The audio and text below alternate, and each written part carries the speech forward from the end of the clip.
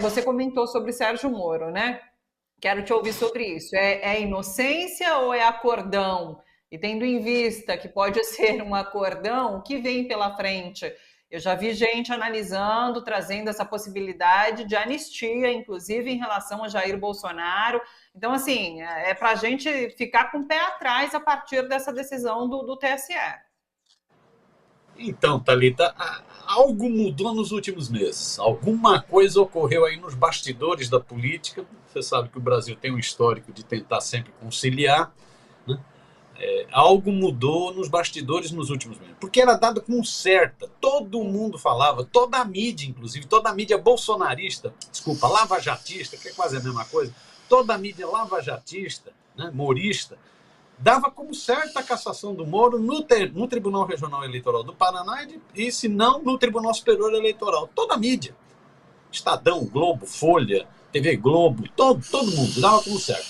Alguma coisa mudou. Alguma coisa passou aí por debaixo né, nos bastidores. Né, nos bastidores. Porque é isso, ele foi absolvido, primeira surpresa, ele foi absolvido no Tribunal Regional Eleitoral do Paraná. 5-2, já foi uma surpresa. E agora é absolvido por unanimidade no Tribunal Superior Eleitoral, 7-0, inclusive com o voto do temido Xandão. Sim. Inclusive com o voto dele. Então, tá com cheiro de alguma coisa que ocorreu. Né? Alguma coisa rolou. O relator do caso, Floriano de Azevedo, disse o seguinte: não, ele tem culpa no cartório mesmo, o Ministério Público deve continuar analisando, deve procurar as provas. O problema é que não tem provas contundentes. Esse foi o argumento do Floriano. Esse também foi o argumento do Xandão. O Xandão também falou isso. O Alexandre de Moraes também falou isso. Não, faltam provas. Faltam provas. Se o Moro tivesse sido julgado pelo Moro, ele teria sido condenado, porque o Moro mesmo dizia que não precisava, a turma dele dizia que não precisava ter provas, era preciso só convicções para condenar o presidente Lula.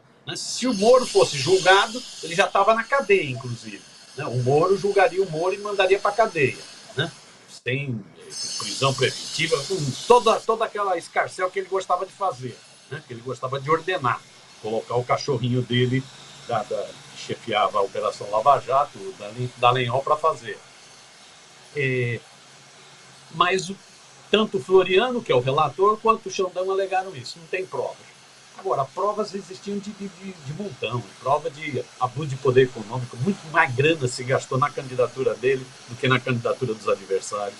De uso abusivo dos meios de comunicação, ele teve muito mais exposição do que outros, e há provas de vontade de um caixa 2, pelo menos estava se caminhando para a montagem de um caixa 2. Então, provas tem. Né? O que ocorreu, então, nesse período? Da mídia toda dizer que ele seria cassado para, de repente, ele ser absolvido, seja no Tribunal Regional do Paraná, Eleitoral do Paraná, seja no Tribunal Superior Eleitoral. Eu acho que tem o fato de que o Supremo e o TSE estão muito na mira da extrema-direita brasileira. Você vê, agora estão na mira, inclusive, nessas viagens internacionais. Né? Do Bananinha e toda aquela milícia parlamentar bolsonarista vai para a Europa, vai para os Estados Unidos para falar mal do Supremo e para falar mal do Alexandre de Moraes, para atacar. É o alvo.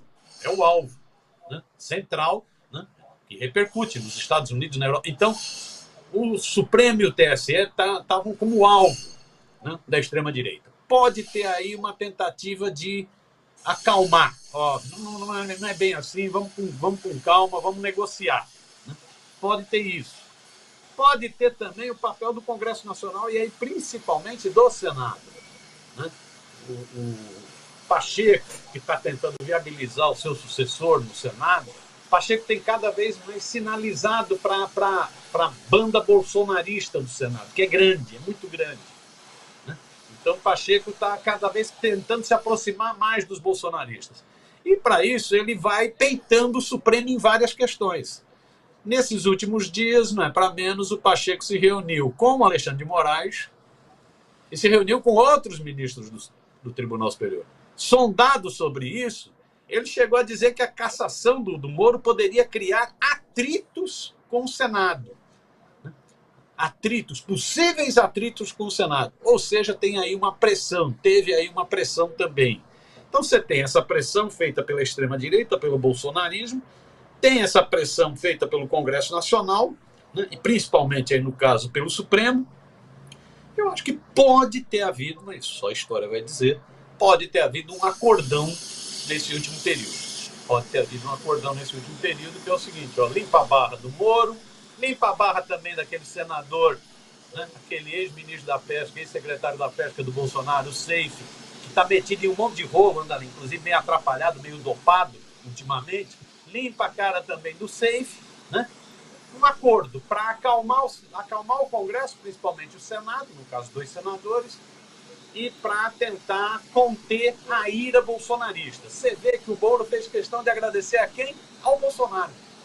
Ele agradeceu ao Bolsonaro o fato do Tribunal Superior Eleitoral ter livrado da cara dele. Que é isso, é o jogo. Tem aí um jogo combinado, né?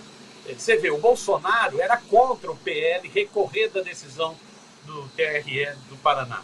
Mas o PL recorreu. Valdemar da Costa Neto comprou briga com o Bolsonaro e o PL recorreu.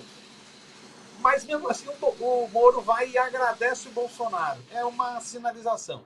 E o Bolsonaro deve estar contente, porque é isso. Se absolve Moro, se absolve Seife, né?